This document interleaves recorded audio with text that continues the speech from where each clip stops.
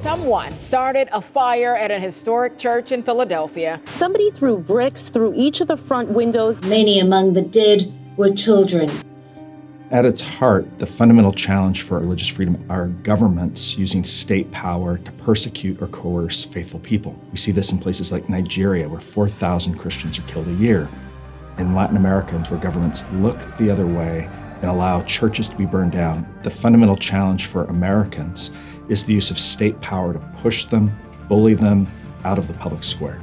At times it can feel like it's a David-Goliath encounter, especially if you're a local business person, a baker, a florist, a graphic designer, a football coach, who just want to freely exercise their religious convictions, and all of a sudden a state or the federal government is crashing down on you. I'm proud to say that our team at RFI is right at the front, and we're here to help.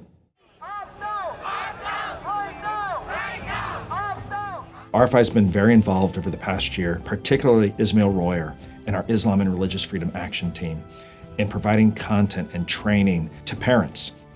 The school superintendent from Montgomery County has essentially said to parents, "We know better than you do what's good for your children." Fortunately, the parents of the area, led by Muslim and Christian parents on the ground, are standing up to that really tyrannical assertion, and they're defending the rights of their children. The way the world is moving now and the way that evil exists, it's coming to our doors and in some sense coming in to our buildings, so you have to plan for it.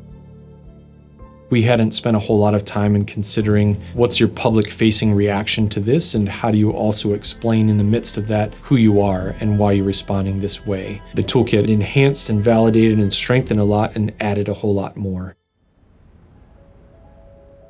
Religious freedom is a global right, and it's also a global challenge. These big, powerful, rising powers, Brazil, Russia, India, China. It's not easy to challenge these powerful entities when it comes to religious freedom, but that doesn't mean we shouldn't. Hundreds of thousands of house churches had been under persecution, in the past 70 years under the Chinese Communist regime. Mayflower Church members were being interrogated, questioned, and threatened, and they would face a very serious consequence if they continue to stay. They voted unanimously to leave China. Working together, really, the Religious Freedom Institute really provides some pivotal moment toward their final stage of freedom. We work daily to equip and empower those who are going to defend religious freedom. One is students, because students are going to be tomorrow's religious freedom champions. Being a champion of religious freedom is a lot more than just knowing that it's in the First Amendment. It's actually fully exercising that right. My time in the Senate has been influenced by the Religious Freedom Institute, primarily in the sense that religious freedom now is something that is pretty constantly in the back of my mind.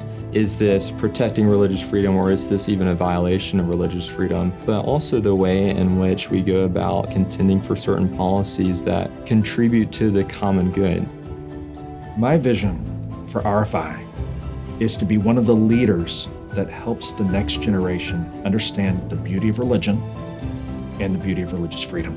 It's easy to think about the decline of religious liberty as inevitable and unstoppable, and that's just not the case. And the reason it's not the case is because humanity is fundamentally religious. God made us that way. And at the end of the day, that will win. Truth will win.